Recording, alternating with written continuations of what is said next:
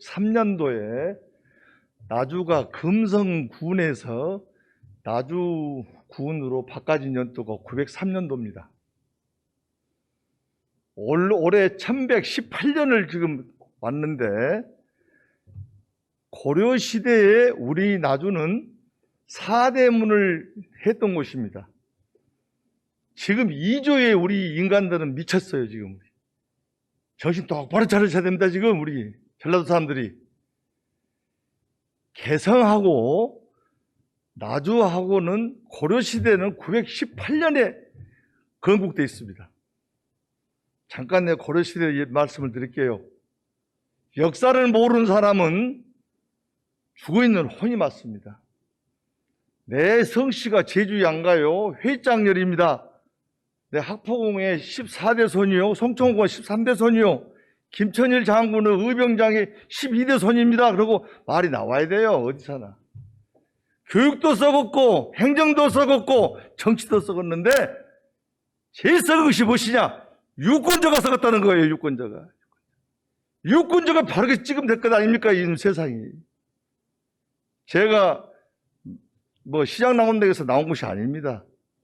오늘 이런 자리를 만들었는데 정말 감사하고 고맙습니다. 죽산보 철거 반대 운동에 제가 텔레비를 많이 탔습니다. 제가 수리학 석사학위를 받았지만도 40살에 내가 대학교를 들어갔어요. 잠깐 내 가정 이야기를 할게요. 목포 공부를 나왔었는데 원래 목포 사람입니다. 내가 국민학교, 중학교, 고등학교 목포를 나왔어요.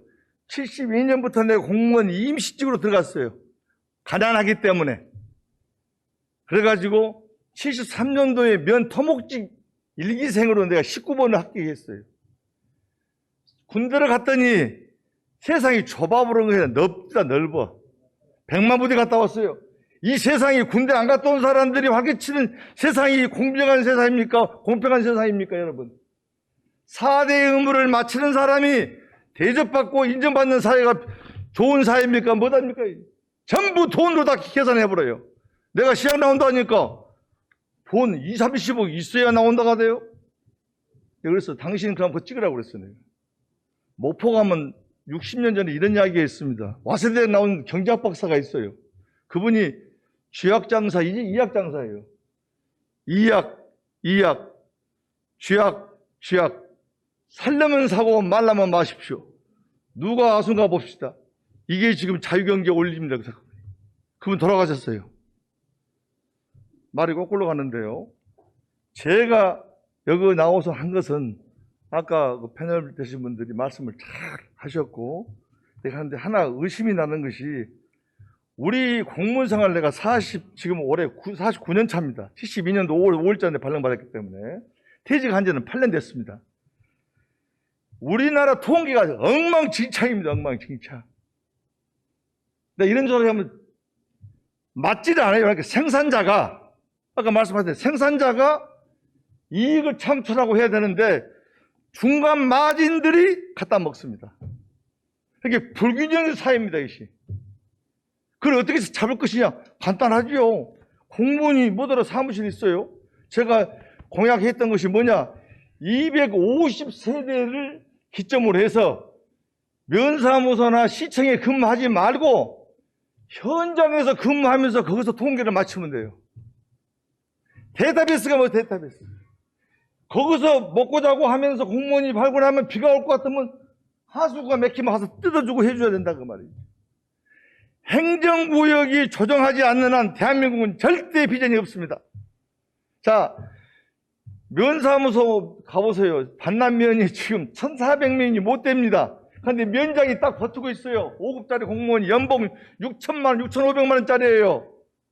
여러분 사업하시면 그 사람 쓰겠습니까? 지금 변호사가 지금 막 들어오면 5천만 원밖에 안 돼요. 사법고시? 이게 지금 문제죠. 자, 구례곡성 3만이 못된 군수가 있고 서장이 있고 교육감이 있고 독일 555조 예산을 가지고 왜 독일은 잘 사는데 왜 우리는 못 사냐고 말이에요. 도둑놈이 많이 있던 게 아니라 제도가 지금 잘못된 거예요. 제도가. 그리고 공무원이 지금 우리 나주 같은 데는 1,400명입니다. 다른 시골에 비해서 300명이 많아요. 자기들 조직해갖고 전부 다 이런 넣어서 말이에요. 청와대가 yap전에 이명박 씨나 박근혜 했을 때 내가 알기로는 500명 정도 공무원인데 980명으로 늘어붙다고 그럽니다. 그럼 그 사람들이 연금이 어떻게 되고 이래서는 안 됩니다. 정말 예산을 아껴야 됩니다. 없는 예산을 아끼고 부동산 마찬가지예요. 청약 저축을 한번 해가지고 한번 아파트를 받으면은 20년간 받지 말라는 법을 만들면 되지. 무엇이라고 어려워요, 그것이. 무엇이 어려워요. 코드 넘버 딱 잡아주면 딱 나와버리죠. 그런데 6개월이면 다시 청약해갖고 또 가서 먹고 해요, 그것이. 그게 지금 행정구조 절대적입니다. 그래서 강조와 나주는 왜 이야기를 하려냐 하면은 918년도에 고려 건국이 됐는데 그 당시 개성이 1수도, 나주가 제2수도였습니다. 그런데 그때 궁예 밑에서 왕건이 있는데 나주나십이라는 나총례란 분이 왕건 편을 들어가지고 궁예가 이제 당하죠. 그래서 제2대 왕비가 장항항우 나주 오씨입니다. 거기서 난 아들이 해종왕이에요. 2대 왕입니다. 그러나 충주 세력에서 우리 나주 이쪽 호남 사람이 왕권을 뺏겨버려요. 그래서 3대 4대가 충주 세력들이 고려 이제 3대 4대 왕이 되죠. 그런데 그때 나주가 건국해가지고 65년 만에 12대목으로 지명이 됩니다. 나주가 전라도에서. 그 다음에 100년 만에, 건국 100년 만에 8대목으로 나주가 자리 잡고 있어요. 대단한 위치입니다. 그래서 나주가 오시면은 금성산이라는 451m밖에 안 되는 산에가 사당이 5개가 있습니다. 거기가 산성이 있어요. 산성이. 이 좋은 역사적 유과문구를 역대 시장들이 문화청에다 가서 지표조사해가지고 갖다 먹을 수 없는 입장입니다. 그래서 역사적으로 문제인데 왜 강주가 목이 됐느냐? 조선시대에 20개 목에 전주는 안 들어갑니다. 이 전국에서, 조선 전국에서 나주, 그 다음에 상주, 진주, 청주, 충주, 황해도, 황주가 들어갑니다. 그러니까 고려시대의 12대 목에, 고려시대의 8대 목에, 조선 20대 목에 들어간 데가 나주가 밖에 없습니다. 그 이유가 그런데 단발령 사건에 1895년도에 목사를 때려잡아 죽어요. 그래서 목사가 부임을 못해갖고 강주로 와갖고 우리는 나주 사람들은 도청을 환원해달라. 그러고 이야기를 했죠. 유책 안 했습니다. 그래서 그 후로 이제 강주가 커지죠. 그래서 전라도는 나주 정신이 곧 강주 학생 운동 후 dengue 사건, 동학혁명에 뚫리지 않는 데가 나주였습니다. 고려시대에 삼벌초도 안 뚫렸어요. 그래서 역사는 아이러니합니다. 왜? 그때 뚫렸어야 돼요. 동학혁명에. 안 뚫렸기 때문에 일본 군인들이 나주 와서 진지를 쳐가지고 장흥 가서 15만을 죽여요. 이 역사가 아이러니합니다. 정말로. 그래서 강주하고 나주는 어쨌든 간에 같은 가야 된다. 그래서 강주 정신이, 5.18 정신이 정읍에 있는 동학혁명의 정신이, 강주 학생운동의 정신이, 강주의 5.18 정신이 같이 연계됩니다. 그래서 오늘 그 정책을 한번 느끼는 것이 통계가 안 맞습니다. 행정구역을 고치지 않고는 절대 안 됩니다. 저는 이라고 이야기하고 싶어요. 국회의원 수를, 비서를 지금 9명이면 5명을 줄이고 지금 500명으로 넓혀야 됩니다. 왜 그러냐? LH 같은 사건이 안 터집니다. 왜? 관리 감사요. 보험금은 받으면 줄이고. 아니, 그러면 100명으로 줄인다고 하면 더 부조리가 많습니다. 왜? 관리 감독이 없기 때문에. 이게 많이 해줘가지고 10만에 하나씩 국회의원을 만들어가지고 그 수면 이익입니다, 우리가. 그 대신 국영기업체의 비리가 엄청납니다, 지금까지. 그래서 그거를 확인하려면은 국회의원의 권한을 보험금도 반쯤 줄이고 국회의원도 비수도 줄이고 관리감독을 해야만이 앞으로 선진 대례되지 않는가. 그래서 독일하고 똑같은 예산 중에서도 왜 우리는 못 사는가. 그래서 내년이 2022년 이민년입니다. 검정 호랑입니다. 그래서 내년에는 좋은 소식이 있을 것이고 각자 건강이 최고입니다. 근데 아파서 요양병원에 있어봤자 할 필요 없어요.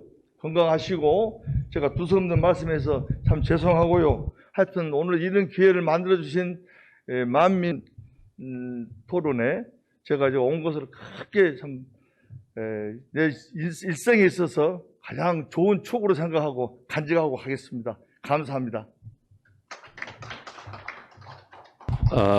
그 공공 부분에 관한 여러 가지 문제를 말씀해 주셨습니다. 제가 아마 2000년대 초 같아요. 그때 그 민주당에서 그 노무현 후보 시절이었죠. 그래서 그 양반이 이제 경선이 아직 본격화되기 전에 그 각 지역을 다니면서 이제 주선해가지고 대학 교수들이 모인 데가 있었습니다. 그래서 저희들도 그 광주에 들리셔가지고 저쪽 그 바로 앞에 있는 아량하우스 2층에서 그 대학 교수들 목포, 광주, 순천 몇 개 교수들이 모여서 이제 같이 아침 식사를 했었죠. 근데 이제 그 자리에 모이신 그 교수들이 좀 할 말 좀 해보시라고 했더니 잔뜩 써갖고 온 게 뭐 있는고 하니 우리 지역에는 이런 문제 있으니 이거 해결해 주십시오. 이걸 다 써가지고 오셨더라고요. 저는 원래 이런 자리인가? 원래 정치인만은 청탁하는 자리인가? 지역 민원 해결하는 자리인가? 그래서 저는 좀 당황스러웠었는데요. 그때 노무현 후보가 하시는 이야기가 저는 나라의 대통령을 생각하고 있는 사람입니다. 저는 지역의 민원이라고 하는 것은 좀 들을 수가 없고 그게 정말 나라에 도움이 된다면 들어보겠습니다. 그때 저는 그걸 느꼈습니다. 참 정치인이 정말 표죠 사실은. 자기 민원을 들어주면 표거든요. 근데 그걸 과감히 이게 떨칠 수 있었다라고 하는 그 용기. 그래서 저는 정치인을 만나면 그런 이야기를 많이 하죠. 좀 유권자들이 바로 서야 우리 정치인도 하지. 정치인이라고 하는 게 표에다 움직이는데 국민들이 저렇게 이걸 해야 표를 준다고 하는데 우리 어떻게 할 수 있습니까? 우리 정치인한테 너무 욕하지 마십시오라고 그러는데요. 물론 유권자가 바로 서야 되지만 저는 우리 사회에서 정치인들도 정말 각 지역에서 여러 가지 뜻도 가지고 계신 분도 많을 텐데 그 지역에도 도움이 되고 우리 광주 전남에도 도움이 되고 그게 또 나라에도 도움이 될 수 있는 게 뭘까? 정말 그걸 어떻게 진지하게 유권자를 따라다니는 게 아니고 유권 설득할 수 있을까? 우리 이번에는 안 되더라도 정말 유권자한테 언젠가 알아줄 수 있는 그런 정책을 개발하는 게 정말 중요하다고 생각이 됩니다. 그래서 제가 좀 오늘 사회 주제를 넘어져서 말씀을 드렸는데 이건 따로 질문이 아니신 것 같아서 우리 발표자들이 답변을 하실 필요는 없을 것 같고 다른 또 분이 있으면 좀 발표해 주시기 바랍니다.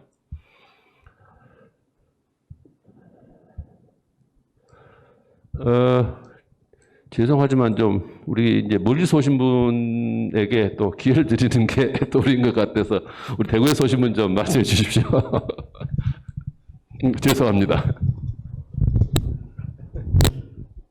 저는 이렇게 들으러 왔습니다. 여러 가지 배우고 갈 생각을 했습니다만, 예? 예. 소감이라도 괜찮습니다. 예. 조금 전에 우리 교수님께서 김태희 교수님께서 대구 광주를 비교를 많이 했어요. 제가 또 대구로 오다 보니까 이렇게 대구 말씀을 좀 드리고 싶습니다. 마침 우리 만민 토론회 여기에 주제가 우리 경제정책과 호남의 현실. 그래 저는 아까 발표를 들으면서 대구 현실도 이렇구나라고 생각도 하게 되었습니다. 그 대구 현실을 잠시 이제 비교를 제가 한번 해봤습니다. 해보니까 결국은 이제 오늘 주제가 경제인데 호남이고 대구니까 지역 경제입니다. 그렇죠? 지역 산업. 지역 경제와 지역 산업을 생각을 해보니까 과연 무엇이 문제일까? 원인이 왜 이래 됐을까? 대구의 비참한 현실, 광주의 비참한 현실. 조금 전에 교수님께서 어떤 제도적인 여러 정책적인 문제를 말씀하셨는데 그 중에 저는 또 일부 하나가 저 혼자 생각입니다만은 결국 사람이 일을 하지 않느냐 이런 생각을 해봅시다. 모든 것이 사람이 일을 하게 되는데 사람이 문제다. 그렇다면 사람의 무엇이 문제일까 이런 생각을 해보니까 사람은 결국 어떤 의지와 어떤 노력 또는 뭐 생각 어떤 그런 게 중요한 것 같고 또 한쪽에는 그 사람이 갖고 있는 뭐 능력이랄까 자질이랄까 역량이랄까 할까 그죠? 이 두 가지 측면이 있지 않을까 이런 생각을 해봤습니다. 그러면 뭐 대구의 현실로 돌아가 보면 대구에 과연 거기에 대구 정책을 지역 산업이나 지역 경제 정책을 펼치는 분들의 의지와 노력과 어떤 그런 열망 이런 것이 어떠할까? 또는 대구의 지역에 있는 분들의 사람의 노력 뭐 그것 말고 또 능력이나 의지나 어떤 역량은 어떠할까 이런 생각을 해봤는데 그건 제가 오래전부터 생각을 한번 해봤습니다. 제가 행정 쪽에 주로 이제 인사 또는 뭐 어떤 경제 정책 분석 이런 걸 이제 담당을 하는데 대구는 조금 전에 말씀드린 호남의 어떤 현실과 달리 사람이 많이 다릅니다. 첫째 이제 지역을 위한 뭐 의지와 정책, 의지와 노력의 관점에서 보면 호남에서는 시민단체 조금 전에 우리 주 대표님께서 시민단체의 어떤 그런 문제를 좀 언급해 주셨는데 저희 대구는 시민단체가 전혀 힘을 못 씁니다. 사실 여러분도 아시겠습니다만 대구가 우리나라의 5대 대통령을 5명의 대통령을 냈습니다. 40년간 집권을 했습니다. 40년 집권을 하면 거기에 관련되는 개인적인 인적 네트워크가 엄청납니다. 그 인적 네트워크에 40년간 집권 시대에 갖고 있던 인적 네트워크 그분들이 현재 대구를 지배하고 있는 보스들입니다. 토호 세력입니다. 그러니까 시민단체는 거기에 되지를 못합니다. 아주 다른 현실이지, 그죠? 저 혼자 봤을 때 관점입니다. 그러니까 대구의 모든 지역의 정책이나 산업이나 뿐만 아니고 모든 정책 결정은 그 보스들이 서로가 저녁 때 만나서 술을 한잔 하면서 이렇게 해야 돼. 라고 하면 뭐 대구시장님이나 모든 사람들이 여러분 알다시피 과거까지도 다 지방의원도 다 하나의 당이랬습니다. 그 보스들이 내려오는 대로 움직여가는 것입니다. 그럼 그 보스들이 그런 지역 발전에 대한 열망과 어떤 그 노력 이런 걸 하지 않았을까? 하셨겠지요. 그런데 관점이 다르다는 뜻입니다. 그 40년 정권을 가지면서 그분들의 그 자보이라든지 자산은 엄청납니다. 그 개발 시대에 서울 강남부터 해가지고 곳곳에 개발 정보를 다 갖고 있었던 분들입니다. 우리 김태희 교수님 잘 아시고 통계 아까 말씀하셨는데 제가 아마 안 여쭤봐도 알 겁니다. 대구의 근로소득이나 노동소득이 최하입니다. 꼴찌입니다. 전국이 다 좋아가 꼴찌는 건 상관이 없습니다. 그런데 시계열적으로 시간적 흐름에 계속 내려간다고 말씀하셨죠. 그죠? 그런데 한편 대구의 자본소득과 자산소득은 서울 다음으로 2위입니다. 지금 통계 맞지? 그죠? 맞습니다. 그 역대 다 그렇습니다. 바로 그분들 때문에 그렇습니다. 자산과 자본은 엄청나게 가지고 있습니다. 그분들이. 그럼 과연 그분들이 어떤 지역 경제와 지역 산업을 위한 정책을 펼까? 뻔하지 않습니까? 그죠? 그분들은 내 자신의 어떤 현재 그대로가 좋아, 이대로가. 그냥 그렇게 가야 돼. 그 생각을 갖고 계시기 때문에 결국 지역의 산업이나 경제가 저는 그 정책을 펴는 사람의 어떤 그런 의지와 노력과 열망이 맞지 않다는 뜻입니다. 그래서 그렇게 가고 있고. 또 능력적인 측면에서 보면 아마 우리 여기 계신 분도 아실 겁니다. 우리나라 지금 현재 저도 대학에 있습니다. 대학에서 가장 대학의 중도 탈락률이 제일 많은 대학이 경북대하고 전남대 전북대입니다. 중도 탈락률입니다. 작년에도 그렇고 올해도 여러분 1월달, 2월달에 편입생 시험을 칩니다. 제일 편입생 많이 뽑으면 됩니다. 중도가 탈락했으니까 편입생을 뽑아 넣어야 되죠. 왜 그러면 지역에 아주 굴지의 국립대학이 왜 그럴까? 국립대학에 갈 정도 되는 우리 자녀들은 항상 자기 친구들이 수도권에 가 있는 친구들에 비해서 열등감을 빠져가 있습니다. 항상 수도권을 쳐다보고 있습니다. 심지어 수도권에 우리가 객관적으로 바깥에서 볼 때 국립대학, 경북대학이나 전북대학, 전남대학에 비해서 객관적으로 아니다라는 수도권 대학이 있지만 그 젊은 사람들은 그래도 그쪽에 가고 싶어 합니다. 왜 그러냐면 거기에 기회가 더 많기 때문에 그렇습니다. 그러니까 결국 국립대학이지만, 지역의 유일한 국립대학이지만 중도 탈락률이 제일 높습니다. 깜짝 놀랐습니다. 경북대학이 1위고 아마 부산대학이 2위고 전남, 전북이 2, 3위쯤 될 겁니다. 그게 계속 그래왔습니다. 그러니까 대학도 우리가 젊은 사람을 키우고 하는 어떤 그런 능력이나 자질을 키우고 역량을 키우는 것도 이제는 끝났다는 것이죠. 그러면 사람이 지금 의지와 어떤 열망도 그렇고 없고 또 능력도 안 되고 자질도 안 되는 그런 지역에 있는 우리는 과연 미래가 어떻게 될 것인가. 그러다 보니까 대구 지역은 특히 양극화가 심하게 된다는 것입니다. 그분들의 어떤 리그에 서서 있는 자녀들하고 또 그렇지 않는 리그 쪽의 자녀들하고 양극화가 굉장히 심화되어 있습니다.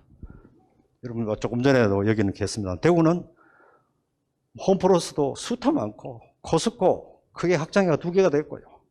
아까 코스코 말씀하시고 그런데 신세계, 현대, 롯데도 지금 불사 신세계는 복합몰 다 들어가 있고 그죠? 롯데가 또 들어옵니다. 그런 분들이 과연 왜 들어올까? 결국은 대구의 자산, 자본 이런 게 많기 때문에 그렇습니다. 그분들을 위해서 그럼 들어오지, 명품이 들어오지, 그죠? 대구백화점 망했습니다. 우리 오면서도 얘기했는데 대구백화점이라고 크게 잘했는데 그거는 일반 중산층 서민을 위한 백화점으로 전락을 해가 망해버렸고 동백점도 문을 닫아서 망했습니다. 팔렸고 그죠? 그런 점에서 보면 우리 대구의 현실은 광주하고 물론 같은 전체적으로 국가 전체로 전국적으로 보면 퇴보하는 상대적으로 퇴보하는 것이지만 조금 현상이 좀 다르지 않을까 이런 생각을 해봤습니다. 그런 점에서 이 해결은 결국은 5대 우리 대구 쪽에는 정권을 잡으면서 40여년간 보수 정권이 집권을 하면서 결국 해결을 못하는 것입니다. 그렇다면 문재인 정권의 어떤 그런 정책에 의해서 처음부터 양극화, 불평등 해소한다는 정책이 해소되는가? 그것도 또 아니고 더욱 심화됐습니다. 대구에 특히 여러분 마찬가지입니다만 아파트 값이 올라서 아주 부유한 쪽에서는 아주 좋습니다. 기분은 좋습니다. 그러나 서민들도 아파트 값이 올랐습니다. 기분은 좋습니다. 집을 갖고 있는 분들은. 그러나 주머니는 비어 있습니다. 그런 점에서 더욱더 위화감도 느끼고 그런 게 많습니다. 그래서 저는 조금 여기서 이 여러 가지를 들으면서 도대체 어떤 정권이 어떻게 해결할 수 있을까? 대구 문제. 뭐 전국적인 문제도 양극화입니다. 그죠? 불평등입니다. 참 뭔가 이 새로운 어떤 시각을 가지고 좀 봐야 되지 않을까 이런 생각을 하고 있습니다. 저도 뭐 해결책은 모릅니다만 고민은 잔뜩 하고 있습니다. 같이 고민하는 시간을 갖게 되어서 저로서도 굉장히 반갑고 또 한편으로 머리를 맞대다 보면 좋은 의견도 안 나오겠나 이런 기대를 해봅니다. 감사합니다. 네. 광주와 대구는 아마 처하는실은 다르지만 아마 지역 발전을 지금 가로막고 있는 게 그 지역에 있는 그 기득권, 기존의 그 나름대로 현실, 좀 뒤틀어진 현실 속에서라도 이익을 챙기고 있는 아마 그런 사람들 때문이 아닌가라는 생각이 듭니다. 아마 그런 면에서 비록 대구와 광주와 처한 현실이 좀 서로 다르지만 적어도 대구에서 그 대구의 그 현실을 좀 바꿔보려고 노력하시는 교수님이나 또 저희들 오늘도 토론회를 개최하면서 광주 현실을 고민하는 저희들이나 아마 같은 그런 고민을 하고 있지 않나라는 생각이 듭니다. 혹 김태희 교수님 여기에 대해서 좀 뭘 답변해 줄 수 있을까요? 뭐 일단 뭐 그 문제를 이야기하셨으니까. 예. 아까 제가 말씀드린 게 지금 사실은 이제 대구와 이제 광주를 이제 비교하는 이제 그런 부분인데요. 아까 우리 주동식 우리 대표께서 말씀하신 이 광주 경우에 있어 가지고 이제 그 5.18이나 특히 이제 그쪽 시민단체 중심으로 어떻게 보면 이 짬짬이를 제가 볼 때는 사실 인연팔이라고 생각합니다. 그리고 과거사 팔이고요. 지금 현재 광주 시민들을 희생시킨다고 보거든요. 그래서 그런 의미에서 가지고 이제 이 광주는 지금 그런 장벽에 제도적인 장벽이죠. 이 걸려 있고 그다음에 사실 대구는 지금 김 교수님 말씀하신 그대로고요. 아까 말씀하신 이제 이래가지고 비노동소득 부분이 있어가지고 그 부분도 지적하신 대로 그쪽 상당히 높아요. 그러니까 아까 우리 대도시 100대 대기업들이 어디에 많이 포진되어 있냐고 그랬잖아요. 여전히 그래도 대구, 경북은 좀 있습니다, 좀. 그러니까 여러 면에 있어 가지고 서로 다르지만 아까 김 교수님 말씀하신 대로 저쪽 경우는 기본적으로 이 40년 보수 정권의 그 언저리에 있어 가지고 나름대로 들어가지고 기득권화된 그런 세력들의 어떤 영향력이 너무 강한 거라고 이렇게 보이는데요. 그래서 결국 답은 아까 제가 말씀하신 그런 게 맞을 것 같아요. 결국 이 문제는 사람이 다시 이렇게 좀 역할을 할 수 있도록 해주는 거고, 출발은 전 역시 이 뭐랄까 지금 현재 지방자치는 그렇다 하더라도 교육 부분에 있어 가지고는 충분히 우리가 해볼 만한 거리가 된다고 생각합니다. 그러니까 당연히 뭐 경북대학교 학생들 1학년, 2학년 돼가지고 뭐 편입해 나가버리고 하는 이런 부분들이 발생할 수밖에 없는 거예요. 왜? 그게 비전이 없으니까. 그래서 제가 볼 때 그런 부분들은 어떻게 본다라면 저희가 어떻게 전략적으로 이렇게 접근해야 될 문제 아닌가 생각합니다. 다음에 누구 또 예, 앞에 나와서 좀 해주십시오. 예.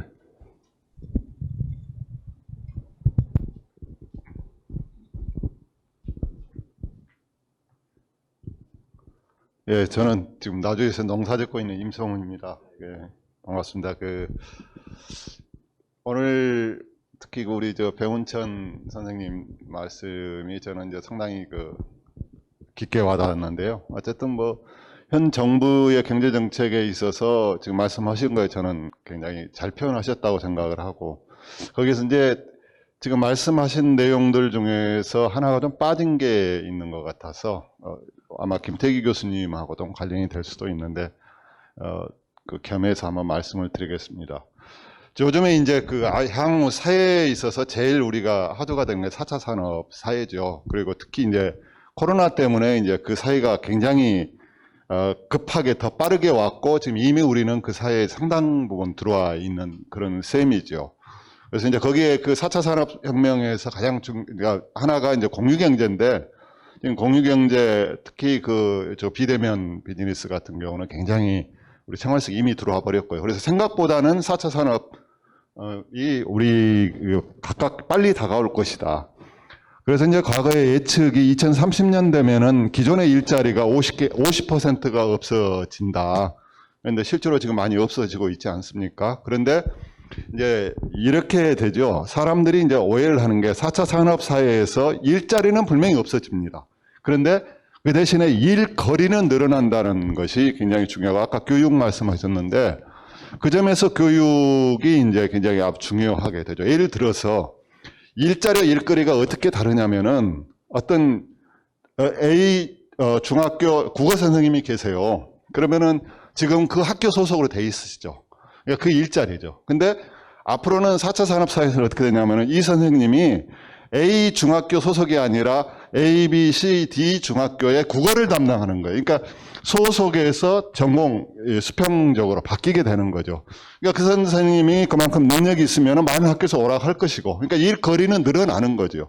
그러면은 이분이 A라는 중학교에 소속돼 있을 때보다 더 많은 일을 하게 되는, 이제 이렇게 바뀌어 가는데, 제가 드리고 싶은 말씀은 문재인 정권에서 지금 다 말씀 최저임금, 주당 52시간, 탈원전, 그다음에 세금 다 있는데, 지금 우리가 간과되고 있는 게 비정규직의 정규직화입니다. 그러면은 4차 산업 사회에서 가장 중요한 게 정규직이 아니에요.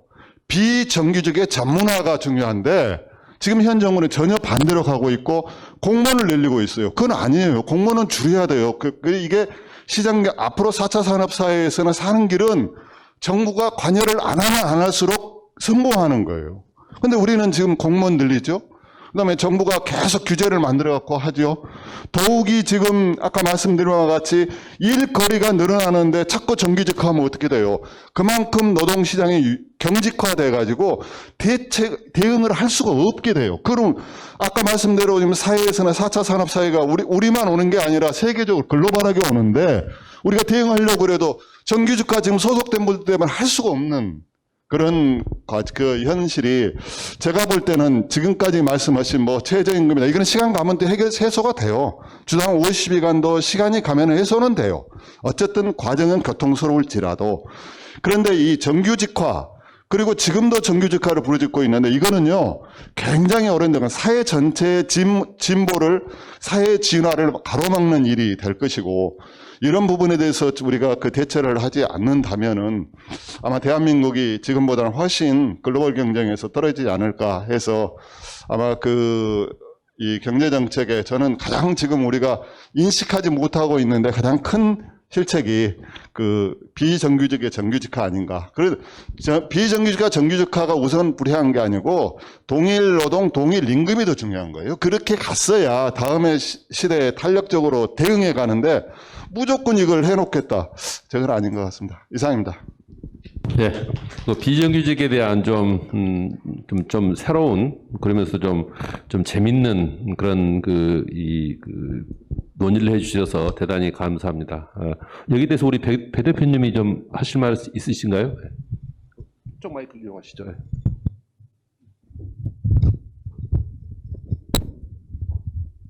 네, 말씀 주신 부분에 대해서 아주 공감하고 있습니다. 그러니까 이 모든 사람을 다 정규직으로 만들 수는 없는 것이잖아요. 그렇다고 할 때 민노총으로 대표되는 우리 그 정규직들의 양보와 고용의 유연성을 확보하는 것, 이것이 저희 같은 자영업자들이나 비정규직에서 살아가고 있는 자유직업으로 살아가고 있는 많은 사람들에게 하나의 희망이 될 것이라고 생각을 합니다. 그리고 이제 그 비정규직의 정규직화라는 문제를 바라볼 때 우리 젊은이들이나 우리 같이 이제 권력과 끈이 닿지 않는 사람들의 공정에 대한 어떤 의심, 박탈감 이런 것도 한 가지 좀 지적되어야 한다고 봅니다. 그러니까 이제 흔히 주변에서 어떤 말들을 하냐면 카페에서 손님들 오셔서 말씀 나누실 때 누구는 비정규직으로 들어가 가지고 뭐 교육청에 예를 들어서 교육청 공무원으로 들어가 가지고 임시직으로 들어가서 이번에 정규직이 됐다더라. 뭐 또 어디 대기업 어디 들어갔는데 그랬다더라. 그러면 젊은이들 지금 독서실에서 24시간 책과 사투를 벌이고 있는데 그렇게 정규직 되고 싶어서 시간과 비용을 들여서 공부하고 있는 이런 친구들은 뭐가 되냔 말이에요. 가령 5.18 여기 문화의 전당 여기에 보면 거기 가서 며칠 알바하다가 거기 정규직 됐다고 뭐 이렇게 말하는 사람들도 있더라고요. 이런 게 바로 불공정이라는 거죠. 불공정은 어디 뭐 청와대에 있는 사람, 장관들만 저지르는 것이 아니고 지역 내에서 공무원 일자리 갖고 있는 사람들, 뭐 민노총에 가입되어 있는 분들, 이런 분들이 자기 자식, 친구들 자식 아름아름 비정규직 넣어줘가지고 거기서 이분들을 또 정규직화하고 그래서 정규직 들어가려고 그렇게 애쓰고 있는 젊은이들에게 상실감과 박탈감을 주고 그래서 지금 20대 청년들이 공정의 문제를 들고 나오는 것 아니겠습니까? 이 비정규직 문제 굉장히 중요하다고 보고요. 그래서 이것을 해결하려면 아까 말씀하신 대로 동일 노동에 동일 임금을 지급하게 하는 누구는 기아자동차에서 오른쪽 바퀴 끼고 누구는 왼쪽 바퀴 끼는데 단지 정규직이냐 비정규직이냐 단지 기아자동차 소속이냐 하청업체 소속이냐 이것만 가지고 월급을 더블씩 3배씩 이렇게 차이를 주면 되겠냔 말입니다. 그리고 또 하나는 지금 정규직이나 공공부문의 노동 문제에 있어서 이 연공급제를 좀 혁파하고 이것을 직무급제로 전환해 나가는 이런 게 굉장히 좋은 것 같습니다. 저도 이제 이번에 윤석열 전 총장이 우리 이 분야의 어떤 전문가를 만났다 해서 그 뉴스를 통해서 그 내용을 알게 되었는데요. 아, 정말 좋은 아이디어 같습니다. 한순간에 정규직들 철폐하고 다 비정규직 하자. 이렇게 할 수는 없는 거 아니겠습니까? 그렇다고 할 때 정규직들이 양보할 수 있는 어떤 최소한의 근거를 들이밀어야 된다고 봅니다.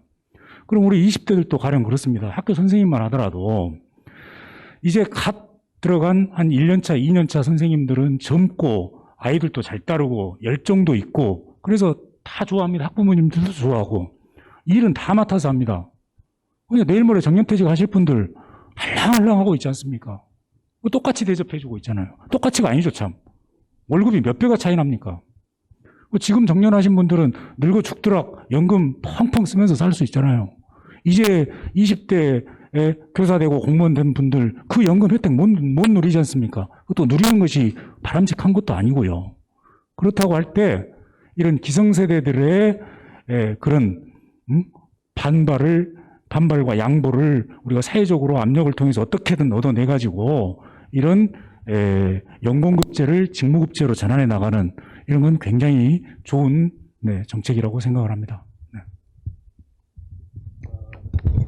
또 발표하실 분 계신가요? 네.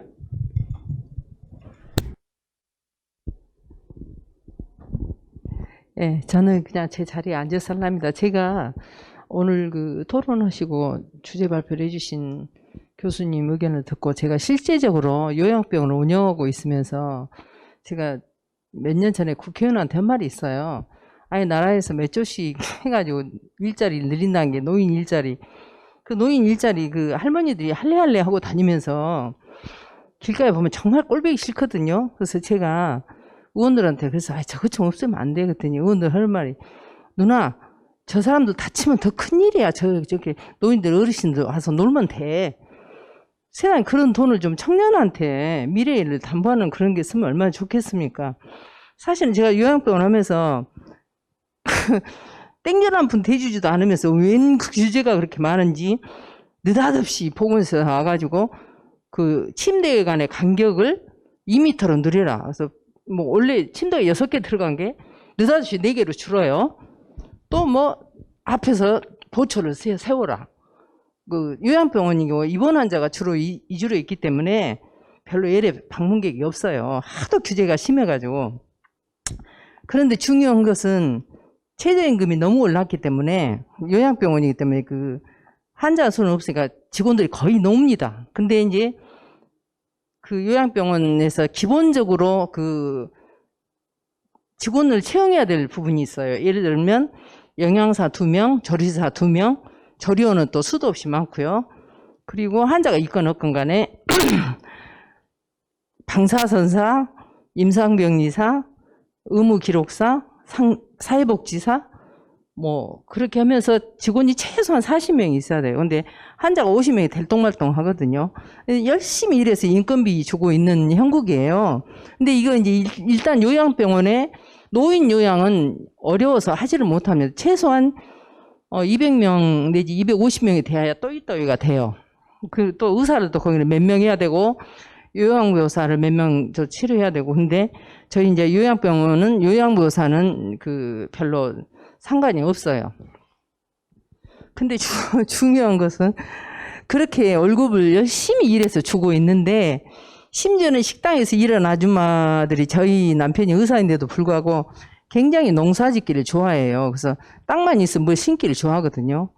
근데 그 병원에 주차장을 만들어야 돼. 텃밭을 만들어가지고 거기다 상추도 심고 막 그런 거 심는데 되게 환자들이 좋아하세요. 약을 안 하니까. 근데 약을 안 하니까 문제가 뭐냐면 벌레하고 풀이 무지하게 많습니다. 근데 그 풀하고 벌레를 누가 잡냐? 딸하고 제가 합니다. 명색이 이사장이. 추리닝 입고 모자 쓰고 그냥 마스크 쓰고 이렇게 나가면 아, 이사장님 그만하세요. 말은 그렇게 하거든요. 근데 저희가 식당 아줌마들을 구하려고 보니까 우리 집에 가끔 아줌마들 상추를 뜯을 때가 있어요. 우리 집에서 그런 일을 하기 때문에 안 간다. 모집하기가 힘든 거죠. 그래서 나는 도대체가 이 정부가 제가 의원하면서도 노인당의 노인들이 제가 주남마을에 집이 있는데 좀 땅이 넓어요. 그래서 그 주남마을 노인분들한테 좀 풀을 좀 매달라 하면 일을 안 합니다. 그러면서 노인당에서 먹을 거 사방에서 나오고 연금 나오고 막 그러니까 노는 거죠. 그래서 아니 도대체 노인들이 조금씩 몸을 움직여야 건강하지 않겠어요. 근데 맨날 누워서 자요. 하투 치고. 그리고 청소도 와서 두 사람이 해줘요. 밥도 배달을 해줘요. 밥도 안 해 먹어요. 그러면서 청소 아줌마가 한 사람 아프면 구청에 전화하고 난리를 쳐요. 왜 안 보내주냐. 방 하나에 있으면서 냉장고도 제일로 큰 거, 뭐 에어컨도 제일로 큰 거. 아니 정말 이 나라가 사기꾼을 양성하지 않나. 저는 그런 생각이 들고요. 그런데 또 얼마나 웃기냐면 이게 직원들이 갑질을 하는 세상이 됐어요. 열심히 일해서 세금 내고 월급 주고 있는데 저는 사실은 이제 이 나이가 돼서 그래 내가 내 월급 좀 받고 직원들 월급을 주니까 이것으로 보람을 삼아야 되겠다 그렇게 일을 하는데 정말 직원 한 번씩 내가 이렇게 비싼 한우도 사주고 그러는데도 아 진짜 말 나온 것을 보면 정말 그 뭐 힘이 팔린다고 하나 쪽이 팔린다고 하죠. 그런 게 되게 많고요. 아까쯤에 이제 우리 배훈천 대표님께서 제가 그 실상을 그래서 국회의원한테 그랬어요.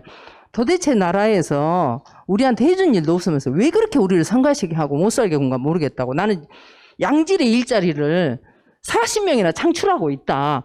표창장을 못 줄 망정 이게 뭔 짓거리냐. 제가 국회의원한테 그 말을 했더니 국회의원이 뭔 말을 못 하더라고요. 그리고 제가 이제 배훈천 대표님께 이건 제 실상을 여러분들께 말씀드렸고요. 배훈천 대표님이 아까 비정규직의 전문화를 말씀하시면서 그 정규직에 그 합의를 끌어내서 여럿이 말하자면 예를 들면 40명이 직원이다면 비정규직 20명이다 봐요. 그러면 40명이 월급을 조금 줄여서 20명이 같이 일할 수 있는 그런 사회가 참 바람직한 사회가 아니겠습니까? 근데 제가 이제 좀 죄송합니다만 저대의 예를 들어볼게요. 저대가 아마 그 인건비가 사무직 인건비가 교수보다 더 많고 연봉이 대한민국 제일 높다고 해서 신의 직장이란 말까지 나오고 있는데 그때 당시 총장님 이번에 그만두신 총장님 있잖아요. 그분이 그 교육부 지정을 받은 것으로 알아요. 지적을 말하자면 좀 뭐죠? 그게 그것보다 뭐라 하나 정리해고를 좀 통해서 어느 정도 수지 타산을 맞추라 그랬는데 이분들이 절대 양보를 안 했어요. 그래갖고 총장이 재판을 해서 이겼어요. 이 앞에 총장님 이름 잘 생각이 안 나는데 근데 그 총장님 못 들어가게 문을 잠갔어요. 때려 맞고 운동권대 때려 맞고 문을 못 들어가게 해서 제가 이제 엊그저께 들었는데 이제 그분이 재판을 해서 이겼기 때문에 뭐 인건비는 받으실 수가 있다고 해요. 그렇지만은 그러면서 저대가 지금 그 많은 자산이 다 없어지고 그리고 이제 그 옛날에 그 저대 총장님 아드님을 만났는데 그분이 이제 그렇게 되면 인건비를 줄이기가 힘드니까 새로운 직원을 안 뽑으면 되잖아요. 학생 수는 계속 줄어들고 그 많은 직원이 필요 없는데 계속 채용을 하고 있어요. 그러면 결국은 저대가 어떻게 보면 민족학교였잖아요. 우리가 이렇게 십시일반 돈 내서 만든 학교인데 결국은 같이 망하자는 그런 거여서 저는 이제 그런 걸 보면서 그 시장이나 이 단체장들이 합의를 통해서 설득을 하고 그러면서 이런 문제를 해결할 수 있을 것이다 생각을 했는데 저대 사태나 1년에 옛날에 금호 사태를 보면서 그 타이어 사태를 보면서 되게 희망이 없어져요. 우리나라 국민이 이렇게 이기적이고 이렇게 못됐나.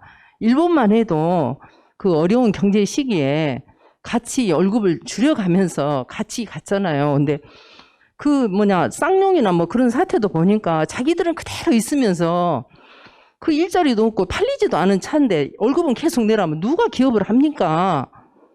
좀 그런 생각 좀 하면 안 됩니까? 그래서 저는 가장 중요한 게 좀 교육을 다시 시켜야 될 것 같아요. 엄마들도 교육 다시 시켜야 되고 교육이 제일 중요하다고 생각이 들어요. 그래서 정신 상태를 좀 제대로 정상적인 정신 상태로 돌렸으면 하는 생각을 많이 합니다. 실제적으로. 네, 이상입니다. 시간이 많이 됐습니다. 그래서 현 정부의 뭐 경제 정책을 비롯해서 많은 정책이 실패로 되고 또 이 정부 정책의 실패를 좀 저희들이 좀 제대로 이렇게 바로 잡지 못하면 아마 그 부담은 대부분 2030들이 질 것 같습니다. 그래서 좀 우리 오늘 발표하신 부분 끝나고 나서 이 자리에 혹시 20 혹은 30 있으시면 좀 대표로 한 분 와서 이야기 듣고 오늘 토론을 마치도록 하겠습니다. 그래서 먼저 해 주십시오. 예, 좀 전에 말씀하신 우리 우리 최명희 대표님 말씀 듣고 저도 한마디 해야 되겠다 싶어가지고 이 자리에 섰습니다. 아까 대구에서도 오셨는데 저도 진안에서 왔습니다. 그래서 원래 시작 전에 오려고 그랬는데 오다가 워낙 졸려가지고 점심 먹고 오니까요. 잘못 오면 받아볼 것 같아가지고 좀 쉬다 보니까 초반 1시간을 놓쳐가지고 우리 배운천 아주 좋은 발표를 해주셨다고 그러는데 내용을 못 들어가지고 좀 아쉽습니다. 그 교육을 다시 시켜야 한다 하셨죠? 저도 전적으로 동감입니다. 정말로 저는 전북 고창이 고향이고 퇴직하기 2년 전에 강주에서 근무하고 현재는 진안에서 살고 있으니까 이제 전남북에 이렇게 걸쳐 있는데 참으로 안타까운 우리 교육. 전북의 김승환 교육감, 광주의 이 장희국 교육감, 특히 전북이 더 가까웁니다. 그래서 학교에서 교육하는 이거 볼 때마다 도대체 그냥 답이 앞으로 우리 이 나라의 미래가 참으로 걱정. 그렇지만은 여기서 그만둘 수는 없다. 이런 생각이 들면서 뭔가는 좀 해야 되겠다. 아까 내가 이렇게 서구 입국도 해주고 근데 뭐 고마운 줄도 모르고 이렇게 당연한 것처럼 이렇게 40명이 나오고 있는데 거기서 추진은 못하고 규제만 하려고. 저는 우리 인류 사회가 바람직한 방향으로 나가려면은요, 그리고 인류 문명의 근원이 인간이 동물들하고 다른 점 중에 하나가 고마움을 아는 마음, 음수사원의 마음이라고. 이 음수사원의 마음을 간직한 사람들일수록, 국가일수록 저는 더 문명된 국가가 된다고 생각을 합니다. 내가 물을 마실 때 이 샘을 판 사람이 누군지 그 사람에 대해서 고마움을 느끼고 그 사람을 기릴 때, 저는 제가 97년도에 미국 1년 연수 갔다 오고 들어와서 내가 미군 담당을 한 1년 가까이 했는데 미국에도 그러고 용산에도 가보면은 미국을 위해 헌신했던 이름 없는 사람들의 이름을 따가지고 많은 시설들이 돼 있어요. 거기 갈 때마다 이 사람들에 대한 고마움을 간직하자, 이런 뜻일 겁니다. 저는 우리 호남이요, 정말로 아까 우리 주동식 대표님 너무 답답하고 많이 이제 공감을 하고 있는데, 지금 특별히 답답하게 느끼고 있는 것 중에 하나가요. 저도 2019년 3월 8일 날 저기 계신 우리 주대한 대표님 말씀 듣기 전까지만 해도 우리 대한민국 역사에 대해서 깊게 생각해 보지 않았어요. 근데 그때 우리 강연을 듣고 제가 우리 대한민국 건국의 역사를 보니까 우리 대한민국 건국에서 아주 중요한 역할을 하신 분들이 우리 호남의 성각자들입니다. 인천 김성수 선생, 그 다음에 고아 송진우 선생, 영암의 낭산 김준현 선생, 근촌 백간수 선생, 가인 김병로 선생, 이분들이 독립운동도 치열하게 했고 해방 후에 대한민국 제헌헌 건국하기 위해서 반국 반탁, 그리고 또 제헌헌법을 만들기 위해서 그렇게, 그리고 또 그 뒤로 민주화, 그래서 저는 우리 대한민국이 정말 자랑스러워요. 우리 5,000년 역사에 우리 이런 시대가 어디가 있었습니까? 그래서 저는 자랑스러운 대한민국이, 우리가 언제 5,000년 역사에 이런 풍요와 자유를 누렸습니까? 이런 자랑스러운 대한민국을 195 건국은 그건 많은 주역들이 우리 호남인데 이분들이 지금 어디가 있습니까? 우리 대한민국을 건국하고 일군 그 많은 분들이 지금 어디가 있습니까? 학교에서 가르치지 않아요. 이승만은 미제 앞잡이, 인천 김성수는 친일 반민족 행위자, 박정희는 무슨 일본 그 시기 전부 쓰레기통에 처박아 불고, 김원봉이 무슨 백범 선생 훌륭하게 보시죠. 그렇지만 대한민국 건국에는 직접 참여하지 않았습니다. 이런 김구 선생은 성웅이 돼 있어요. 성웅이. 그래서 이런 참으로 안타까운 현실. 그래서 저는 이제 교육을 다시 해야 됩니다. 학교에서 안 하면 우리들이라도 다시 해야 됩니다. SNS를 통해서라도 해야 됩니다. 직시하는 사실의 역사를 가르쳐야 됩니다. 대한민국의 건국의 역사를 가르쳐야 됩니다. 저는 전주에서 지금 정말로 안타까운 게요. 아니 후백제 견훤이 무슨 대단한 인물이라고 1000년 전에 그것도 36년 동안 잠시 거기다 뭐 해가지고 간 사람 지금 후백제를 무슨 저 역사 관광으로 한다고 국비 지원 받아가지고 지금 그리고 전주의 시내 거리 이름을 보면 그래도 여기 광주는 금남로라도 있고 이렇게 하지 않습니까? 전주에 보면은 나는 이 이름이 어떤 조선시대에 누구 이름을 땄다는데 저도 모르는 사람이 저도 3년간 전주에서 학교 다니는데 그런 사람 이름을 딴 길은 많이 있어요. 근데 가서 가인노나 우리 전북 출신 근촌노나 그 다음에 인천노는 서울에 하고 고창에 있었는데 서울 거는 없애버리고 고창 거도 없애자고 그러고 있는데 전주에 그런 대한민국을 건국한 그런 사람 이름을 딴 큰 적이 없습니다. 그래서 우리가 직시하는 사실의 역사를 가르쳐야 되고 그리고 현재 우리가 누리고 있는 삶에 대해서도요. 내가 너무 얘기가 길어지니까 요거만 얘기만 하겠습니다. 지난 78년도에 고리 1호기 원자력 발전소가 건설된 이래 한때는 우리나라 전기의 50% 이상을 원자력 발전이 공급을 했어요. 지금도 30%를 공급을 하고 있습니다. 문재인 정부 들어서 탈원전하면서 뚝 떨어졌다가 이게 큰일 나게 생겼으니까 이제 슬금슬금 올려갖고 지금 한 30% 돼요. 원자력 발전은 죽일 놈이에요. 아주 없애야 돼요. 완전 마피아예요. 자기가 쓰는 전기의 이 40% 평균적으로 40%를 40년 동안 이게 40살 안 된 사람은 자기가 쓴 혜택 본 전기의 40%를 원자력 발전이 공급을 했어요. 고마워해야 돼요. 단 한 건의 인명사고 없이 지금 태양광 우리나라 쓴 전기의 1%도 공급이 안 돼요. 근데 태양광은 그냥 친환경 해가지고 막 늘려야 된다고. 태양광 1번지 전남 2번지 전북이에요. 우리나라 전국의 50%가 전남북 호남에 집중이 돼 있어요. 그 현실을 모르고 있습니다. 태양광 그거 보수 한다고 매년 10명씩 죽고 있어요. 10명씩 떨어져 갖고. 그래서 우리가 사실을 가르쳐야 됩니다. 사실을. 예? 역사도 사실을 가르쳐야 되고 에너지 문제도 사실을 가르치고 알려야 돼요. 그래서 이 미신에서 깨야 됩니다. 제가 올 3월 11일 날 영국 에이드 웰리슨 박사라고 1941년생 80세예요. 세계적인 의료 물리학자고 방사선 물리학자입니다. 이분이 2009년도에 쓴 책이 Radiation and Reason이라고 방사선과 이성이라는 책을 썼어요. 이 책의 요지는 뭐냐?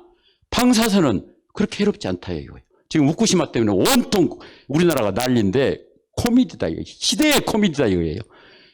웨이드 앨리슨 박사가 주장한 얘기는 뭐냐? 지금보다 방사선 허용 한도를 1000배를 높여야 된다. 이게 1000배. 아무 문제 없다 이거예요. 그래서 원전 건설을 늘려야 된다. 거기 웨이드 앨리슨 그 책을 일본이나 중국은 진작 번역을 했어요. 막상 그 책이 가장 필요한 우리나라에는 번역이 안 됐어요. 그래서 작년에 제가 개인적으로 2천만 원 들어갔고 그 책을 서울대 해과학과 강건욱 교수 통해서 번역을 해갖고 올 3월 11일 날 출간이 됐습니다. 그 책 1장에 어떤 딱 웨이데르도 있대. 과학은 광기와 미신에 대한 최고의 해독제이다. 이런 얘기가 있습니다. 저는 이게 딱 1장 딱 첫머리에 그 얘기가 있어요. 우리나라는 특히 우리 호남은 지금 반일 광기와 방사선 미신, 원전 미신, 방사선 미신에 지금 한 70%가 지금 중독이 되어 있어요. 우리가 이 사실과 과학으로 이걸 깨야 됩니다. 그래야만이 우리 호남이 다시 대한민국 건국의 본향이 되고 우리 대한민국을 현재는 지금 망치는데 앞장서고 있어요. 앞잡이 노릇을 하고 있어요. 우리 다시 호남이 깨어나가지고 대한민국이 다시 도약하는데 이 앞장서는 지역이 돼야 된다고 저는 생각합니다. 오늘 너무 좋은 발표해 주셨어요. 그래서 저도 교육 좌우지간 제가 교육자는 아니지만은 이 어떤 형태로든 간에 그런 운동 좀 하도록 하겠습니다. 고맙습니다. 교육에 대해서 참 중요한 말씀을 해주셨고요. 그런 점에서 오늘 참석하신 분들이 우리 만민 포럼 토론 운영위원회에서 아마 여러 가지 SNS로 연락할 일도 있었을 것 같고요. 또 저희 상식과 정의를 찾는 호남 대한 포럼에서도 혹시 이제 여러 가지 행사가 있으면 따로 좀 알려드리도록 하겠습니다. 그래서 평소에 서로들 그렇게 정보를 좀 서로들 공유하고 또 지역 이슈에 대해서 서로들 필요할 때는 서로들 도움을 또 청하기도 하고 또 도움을 받기도 하고 하는 그런 관계가 되면 방금 말씀하셨던 대로 많은 사람들이 좀 이렇게 서로 좀 깨우치게 되고 그걸 통해서 이 어려운 현실을 좀 이겨낼 수 있지 않을까 생각이 듭니다. 우리 2030 네, 좋습니다. 오늘 이 자리가 시대의 아픔, 시대의 아픔을 치유하기 위한 정말 좋은 토론회라고 생각합니다. 아마 저 역시 이 자리에서 많은 것을 공부하는 시간이었습니다. 좀 전에 발언하신 우리 최영대 우리 동지는 사실과 과학 국민행동 준비위원장이십니다. 저와 같이 공동준비위원장으로서 역할을 다하고 계십니다. 정말 저는 원자로에 대해서 많이 모릅니다만 이 최영대 동지라든가 여러분들의 그 애국과 그 열정에 감동해서 저도 참여하게 됐습니다.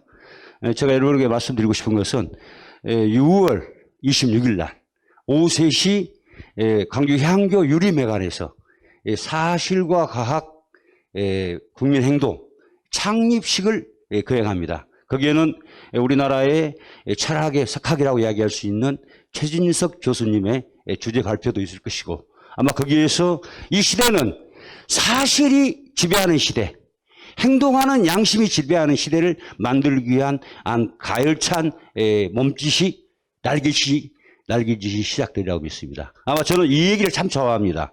만에 한용운 선생님의 말씀이시죠. 불의를 불의라고 얘기하지 않는 자, 더 큰 불의이다.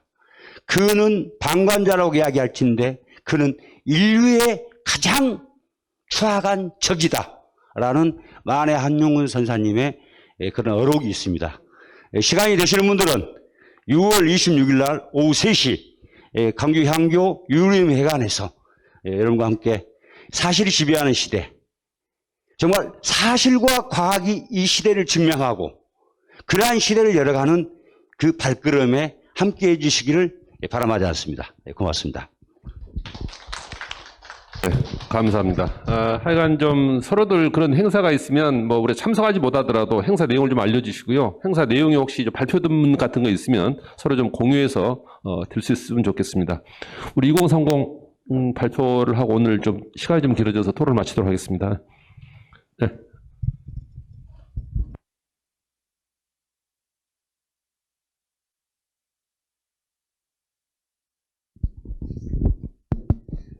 네, 처음으로 인사하겠습니다. 네, 정남대학교 정치외교학과에 재학하고 있는 25살 김동훈이라고 합니다. 일단 제가 마지막 순서이기 때문에 이제 마무리하면서 또 제 생각을 말하는 시간을 가지도록 하겠습니다. 사실 이제 경제 정책이나 일자리 같은 거에 대해서 저희 청년들이 가장 이제 피부로 느꼈던 점은 아까 비정규직, 정규직에 대해서 아까 말씀을 해주셨는데 가장 저희들이 이제 정규직이라고 하면은 안정적이고 수입도 높고 그러니까 좋아하잖아요. 좋아하니까 독서실 같은 데 막 틀어박혀서 열심히 공부를 해서 정규직에 취업을 하려고 애를 쓴단 말이에요. 근데 여러분들 인천국제공항 공사 사건 아시나요? 예. 갑자기 비정규직 분들을 몇 명이죠? 한 수백 명 정도 되는 분들을 싹 다 정규직으로 그냥 전환시켜버렸죠. 이 사건이 가장 피부에 와닿았습니다. 조국 사건이니 이런 거는 솔직히 먼 나라 얘기 같지만은 이 사건은 진짜로 완전히 피부에 닿는 얘기였어요. 아니 그렇게 취업문을 그렇게 좁아 넣어놓고 그 취업문 어떻게든 들어가려고 애를 쓰는데 그 청년들 뒤통수를 이렇게 때리느냐. 근데 이렇게 문제를 제기하고 정부의 반감을 가지니까 이 정부가 하는 일이 뭐냐면은 경제 문제를 경제 문제로 생각하지 않아요. 합리적 문제를 합리적 문제로 생각하지 않습니다. 모두 인권과 정의 같은 것만 그런 쪽으로만 계속 틀을 잡아서 생각을 한단 말이에요. 그러니까 모 의원에 의하면은 우리가 이제 2030들이 정부에 반감을 가지니까 어떻게 말하냐면 이 사람들이 이명박근혜 정권 때 반공교육을 받으니까 우리에게 반감을 가지는구나. 예? 어떤 의원은 또 이랬어요. 박정희 정부 때 반공교육 받은 부모 세대들 교육을 받아서 이렇구나. 이렇게 말을 했단 말이에요, 진짜로. 그러니까 딱 이런 거예요. 우리가 잘못해서 청년들이 반감을 가졌구나. 이게 아니라 너네들이 못 배워먹어서 우리를 지금 이렇게 못된 사람 취급하는구나. 이렇게 생각하는 것입니다. 문재인도 이제 문재인 대통령님께서도 이 민국공 사태를 가지고 이제 질문하니까 그거 좀 미안하다 하고 끝내버렸어요. 별 생각이 없다는 거예요. 그러니까. 아까 최저임금 문제 같은 것도 말씀을 해주셨는데 제가 글씨가 잘 안 보여서 그러는데 대표님께서 말씀해 주셨는데 최저임금 문제도 경제 문제입니다. 경제가 성장하면 최저임금을 올릴 수 있는 것이고 성장되지 않는다면 최소한 동결을 해야 되는데 이것을 인권이네 정의네 이런 잣대를 들어서 하니까 최저임금 성장에 대해서 계속 갈등이 생기는 거라고 생각합니다. 최저임금 문제가 경제가 아니면 왜 10,000원을 하겠어요? 뭐 10만 원, 20만 원 해버리지. 예? 사실 그리고 인권이나 도덕 이런 거를 잣대로 들이민다면은 노사관계를 조정하는데 국가가 왜 개입을 합니까? 그게 가장 비도덕적인 게 아닙니까 이게? 제가 옛날 뉴스 보는 것을 좀 재밌어 합니다. 막 90년대, 80년대 막 대한 뉴스 하던 시절이 있었는데 이때도 막 취업난이 있었나 봐요. 막 취업 비상이다 이런 앵커가 이렇게 말을 하더라고요. 아니 이때도 취업난이 있었나 하고 딱 보니까 대기업 평균 경쟁률 3대1 취업 비상 이런 글이 있더라고요. 아니 삼성 가는데 취업률 3대1이면은 이게 호황이지 어떻게 비상이에요. 저희가 청년들이 그 정도까진 바라지 않아요. 어차피 이 정부 그러지 못하는 것도 알고 있고 단지 좀 공정하게만 해줬으면 하는 마음인데 이렇게 뒤통수를 치고 또 그거에 대해서 반감하는 사람들을 적폐, 토착 외구 이런 식으로 보니까 해결될 문제가 해결되지 않고 계속 상처가 이제 골마 터지듯이 하는 거라 저는 생각합니다. 그러니까 이제 이준석 위원이 대표가 된 것이 저는 이런 것에 있다고 생각합니다. 공정이라는 가치를 또 말해줬고 또 계속 적폐 내 적으로 계속 대한민국의 적으로 2030을 계속 매도를 하는데 그런 것에 대해서 대변을 해줘서 대표가 된 거라고 저는 생각을 합니다. 이제라도 경제적 문제는 경제적 문제로 생각을 제발 해달라. 제발 합리적으로 생각하고 득실을 따져야 되는 그런 문제에 제발 인권이네 정의네 이런 것을 드러내도 자기들 기준으로 좀 하지 좀 말아달라. 그렇게 하면 당신들이 가진 문제 한 절반 정도는 그대로 해결될 것이다. 저는 이렇게 생각을 하기 때문에 이 만민토론회가 부디 그런 쪽으로 많이 늦었지만은 그런 쪽으로 좀 방향을 잡아줬으면 좋겠습니다. 이상으로 마치겠습니다. 아마 이제 토론이 이제 거의 마무리되어 갑니다. 아마 이 토론을 이제 처음부터 참석해 주신 분들은 아마 마음속에 어떤 결의가 생겼을 거라는 생각이 듭니다. 참, 맞아. 내가 내 자리에서 이걸 해야겠구나라고 하는 결의가 아마 생겼을 텐데요. 그 결의를 이 토론회가 끝나서 잊어버리지 마시고 꼭 사시는 곳에서 또 움직이는 곳에서 많이 실천하도록 해주셨으면 우리 사회가 좀 더 나아지지 않을까 생각이 듭니다. 실제 만민토론은 아마 제가 생각하기에는 아마 계속 되어 갈 것 같습니다. 현 정부의 실정이 계속되는 한 이와 같이 여러분들이 참석해서 정말 우리가 뭘 해야 할까를 고민하는 이런 만민토론회는 아마 계속돼야 되지 않을까 생각합니다. 그래서 이런 계기를 통해서 우리 사회가 좀 더 좀 나아지는 사회가 되는 그런 계기가 되었으면 좋겠다는 생각을 해보고요. 이것으로 또 많은 분들이 수고하셨던 제2회 만민토론회를 마치도록 하겠습니다.